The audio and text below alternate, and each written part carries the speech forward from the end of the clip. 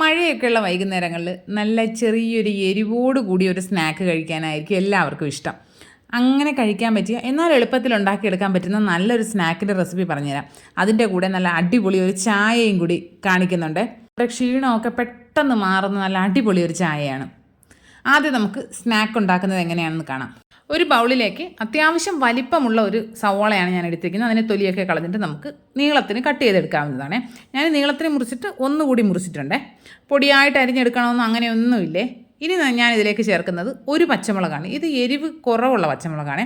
കുഞ്ഞുങ്ങൾക്ക് കൊടുക്കണമെന്നുള്ളത് കൊണ്ടാണ് ഞാൻ ഈ എരിവ് കുറച്ചെടുക്കുന്നത്. നിങ്ങൾക്ക് കുറച്ചുകൂടി എരിവൊക്കെ ചേർത്ത് പച്ചമുളകിൻ്റെ എണ്ണം കൂട്ടിയൊക്കെ ചേർത്ത് ഉപയോഗിക്കാവുന്നതാണ്. ചെറിയൊരു ഇഞ്ചി കഷ്ണം ചെറുതായിട്ട് മുറിച്ചതിന് ചേർത്ത് കൊടുക്കുന്നുണ്ട്. ഒരു തണ്ട് കറിവേപ്പില ചേർത്ത് കൊടുക്കുന്നുണ്ട്. ജിഞ്ചർ ഗാർലിക് പേസ്റ്റ് ഉണ്ടെങ്കിൽ അതൊരു 1/2 ടീസ്പൂൺ ചേർത്താലും മതിയാകും. ഇനി ഇതിലേക്കൊരു 1/4 ടീസ്പൂൺ മഞ്ഞൾപ്പൊടി ചേർക്കുന്നുണ്ട്. 1 ടീസ്പൂൺ കാശ്മീരി ചില്ലി പൗഡർ ചേർക്കുന്നുണ്ട്. എരിവുള്ള മുളക് പൊടിയാണുള്ളതെങ്കിൽ ചേർക്കണ്ട കേട്ടോ. ഒരു 1/4 ടീസ്പൂൺ ഗരം മസാല ചേർക്കുന്നുണ്ട്. 1 ടീസ്പൂൺ പെരുംജീരകം ചേർക്കുന്നുണ്ട്. ജീരകത്തിൻ്റെ പൊടി ഉണ്ടെങ്കിൽ ഒരു 1/4 ടീസ്പൂൺ ചേർക്കുന്നത് നല്ലതായിരിക്കും. ഇനി കായം 1 ടീസ്പൂൺ ചേർക്കുന്നുണ്ട്. കായത്തിൻ്റെ പൊടിയാണ് കേട്ടോ. ഈ കായപ്പൊടി പാക്കറ്റിൽ വാങ്ങുന്നതിൽ ഒരുപാട് വരുന്നത് ഗോതമ്പ് പൊടിയാണ്. അപ്പോൾ അതുകൊണ്ട് 1 ടീസ്പൂണൊന്നും ചേർക്കുന്നതുകൊണ്ട് കുഴപ്പമില്ല. പിന്നെ ഇതിലേക്ക് ആവശ്യത്തിന് ഉപ്പ് ചേർത്ത് കൊടുക്കുന്നുണ്ട്. ഞാനിപ്പോൾ ഒരു 1/2 ടീസ്പൂൺ ഉപ്പ് ചേർക്കുന്നുണ്ട്. നോക്കിയിട്ട് പിന്നീട് വേണമെങ്കിൽ നമുക്ക് ചേർക്കാവുന്നതാണ്.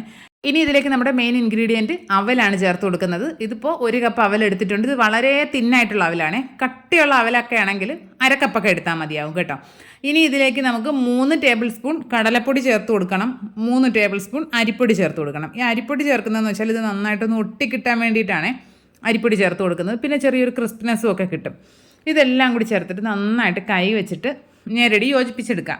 ഈ സവോളയിലേക്ക് ആ വെള്ളം കുറച്ചൊന്ന് ഇറങ്ങിക്കോട്ടെ. അതിന് വേണ്ടി അത്യാവശ്യം നന്നായിട്ടൊന്ന് മിക്സ് ചെയ്തെടുക്കണം. നിങ്ങളുടെ കയ്യിൽ ഏത് അവലാണുള്ളതെങ്കിലും ചേർക്കാവുന്നതാണ്.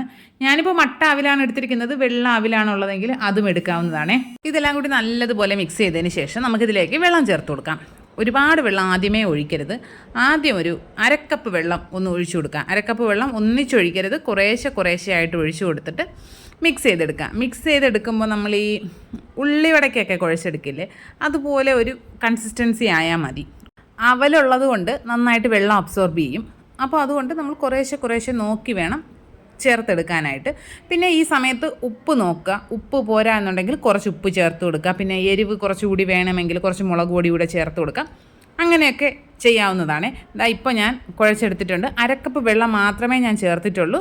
ആ വെള്ളത്തിൽ ഇതുപോലെ നമുക്കൊന്ന് പിടിച്ചെടുക്കുമ്പോൾ ഒന്നിങ്ങനെ ഒട്ടിയിരിക്കണം. ആ ഒരു പരുവം മതി. 1/2 കപ്പ് വെള്ളമേ എടുത്തിട്ടുള്ളൂ കേട്ടോ.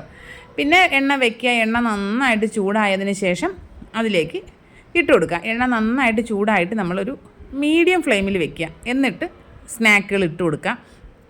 ഞാനിത് ഫ്ലിപ്കാർട്ടിൽ നിന്ന് വാങ്ങിയൊരു അയൺ കടായിയാണ് കേട്ടോ. അടിപൊളി സാധനമാണ്. ലിങ്ക് ഞാൻ കൊടുത്തേക്കാമേ. ഇപ്പോൾ ഇതിലേക്ക് കുറച്ചധികം തന്നെ പക്കോടകൾ ഇട്ട് കൊടുത്തിട്ടുണ്ട്. ഇത് ഇങ്ങനെ ഒരു 1-2 മിനിറ്റ് കിടക്കട്ടെ. 1-2 മിനിറ്റ് കിടന്നതിന് ശേഷം മാത്രമേ മിക്സ് ചെയ്യാൻ പാടുള്ളൂ. ഞാനിതിപ്പോൾ ആ ഒരു സമയം ഒന്ന് കട്ട് ചെയ്ത് കളഞ്ഞത് കൊണ്ടാണ് ഉടനെ തന്നെ ഞാൻ മിക്സ് ചെയ്യുന്നത് പോലെ തോന്നുന്നത്.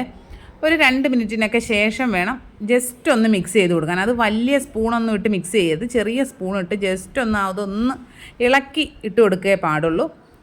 ഇനി ഇത് നല്ലതുപോലെ അങ്ങ് കിടന്ന് മൊരിഞ്ഞ് കിട്ടണം. ഫ്ലെയിം ലോ ആക്കി കൊടുക്കുക. ലോയിലാക്കിയിട്ട് നല്ലതുപോലെ ഇതിൻ്റെ ഉൾഭാഗമൊക്കെ കുക്കായി വരുന്നത് വരെ കുക്ക് ചെയ്തെടുക്കണം. പിന്നെ ഇതിൻ്റെ ഈ എണ്ണയുടെ ആ ഒരു ഭയങ്കരമായൊരു കിലുകില് സൗണ്ടൊക്കെ അങ്ങ് കുറഞ്ഞ് ആ പതയൊക്കെ ഒന്ന് നല്ലതുപോലെ വറ്റി നമ്മുടെ സ്നാക്ക് ഏകദേശം ഒരു ഗോൾഡൻ കളറായി വരുമ്പോൾ നമുക്ക് കോരിയെടുക്കാവുന്നതാണ്. അതുവരെ നമുക്ക് തിരിച്ചും മറിച്ചുമൊക്കെ ഇട്ട് കൊടുക്കുക. ഏകദേശം ഒരു ഗോൾഡൻ കളറായി വരുമ്പോൾ തന്നെ നമുക്ക് കോരിയെടുക്കാം. കോരിയെടുക്കുന്നതിനൊരു 10-15 സെക്കൻഡ് മുന്നേ നന്നായിട്ട് ഫ്ലെയിം കൂട്ടി വെച്ച് കൊടുക്കാം. ഫ്ലെയിം കൂട്ടി വെച്ചിട്ട് നല്ലതുപോലെ ഒന്ന് മിക്സ് ചെയ്തതിന് ശേഷം വേണം നമുക്ക് കോരിയെടുക്കാൻ. എങ്കിൽ മാത്രമേ നമ്മുടെ ഈ സ്നാക്കിൽ അകത്തൊക്കെ ഉള്ള എണ്ണ മുഴുവനായിട്ട് ഇനി പുറത്ത് വരുള്ളൂ. ഇല്ലെങ്കിൽ എണ്ണ നന്നായിട്ട് കുടിച്ചിരിക്കും. ഇങ്ങനെ ചെയ്യുമ്പോൾ എണ്ണ ഒരുപാട് നമുക്ക് ഈ സ്നാക്കിൽ നിന്ന് ഒഴിവാക്കാൻ പറ്റും. പിന്നെ നമ്മളിതുപോലെ ഇതിൽ നിന്ന് കോരിയെടുത്തിട്ട് ഒരു കണ്ണുള്ള പാത്രത്തിൽ തന്നെ വെക്കുകയോ അല്ലെങ്കിൽ ടിഷ്യൂ പേപ്പറിലേക്ക് മാറ്റുകയോ ഒക്കെ ചെയ്ത് കഴിഞ്ഞാൽ ഒരുപാട് ഓയിൽ അതിൽ തന്നെ അങ്ങ് പൊയ്ക്കോളും.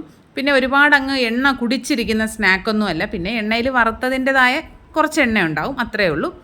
ആദ്യത്തെ സെറ്റ് കോരിക്കഴിഞ്ഞ് ഇനി ബാക്കിയുള്ളതും കൂടി ഇതുപോലെ ചെയ്തെടുക്കാം. എനിക്കിങ്ങനെ 2 സെറ്റിനുള്ളതേ ഉണ്ടായിരുന്നുള്ളൂ കേട്ടോ. ബാക്കിയുള്ളത് അവിടെ ഇരുന്ന് ഫ്രൈ ആവട്ടെ. ആ സമയം കൊണ്ട് നമുക്ക് നല്ല അടിപൊളി ഒരു ചായയുടെ റെസിപ്പി ഞാൻ പറഞ്ഞുതരാം. ചായയിൽ എന്താണ് റെസിപ്പി എന്നല്ലേ പറഞ്ഞുതരാം. 1 കപ്പ് വെള്ളം എടുത്തിട്ടുണ്ട്. ഞാനിപ്പോൾ എനിക്ക് വേണ്ടി മാത്രമാണ് ചായ ഉണ്ടാക്കുന്നത്. 1 കപ്പ് വെള്ളം എടുക്കുക. അതിലേക്ക് ഒരു ചെറിയൊരു കഷ്ണം ഇഞ്ചി ഒന്ന് ചതച്ച് ചേർത്ത് കൊടുക്കുക.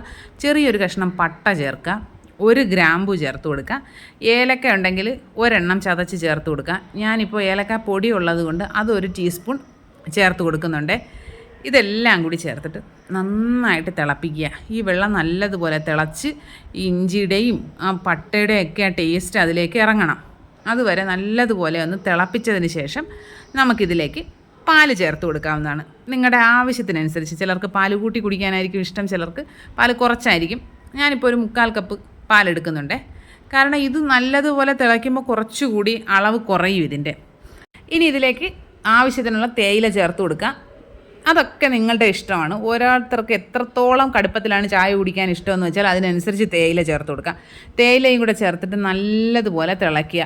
ആദ്യം നമുക്ക് ഫ്ലെയിം കൂട്ടി വെച്ച് തന്നെ തിളപ്പിക്കാം. തിളച്ച് കഴിയുമ്പോൾ സിമ്മിലാക്കിയിട്ട് ഒരു 2-3 മിനിറ്റ് ഒന്ന് തിളപ്പിച്ചെടുക്കുമ്പോൾ നല്ല അടിപൊളി ചായ റെഡിയായി കിട്ടും.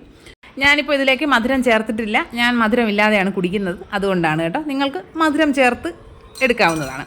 അതാ നമ്മുടെ സ്നാക്ക് എല്ലാം ഫ്രൈ ചെയ്തെടുത്തിട്ടുണ്ട്. അതിൻ്റെ ആ ഒരു സൗണ്ട് കേട്ടോ, നല്ല കിലുകിലാന്നിരിക്കുന്ന നല്ല സ്നാക്കാണ്.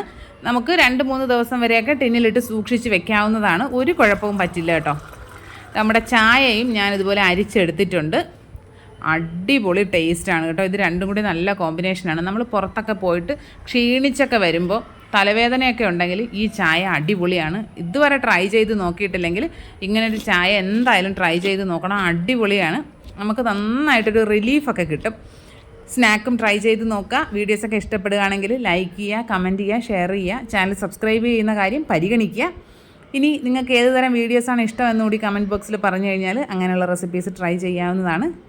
ഇനി അടിപൊളി റെസിപ്പിയായിട്ട് ഉടനെ തന്നെ കാണാം. അതുവരെ എല്ലാ കൂട്ടുകാർക്കും ബൈ.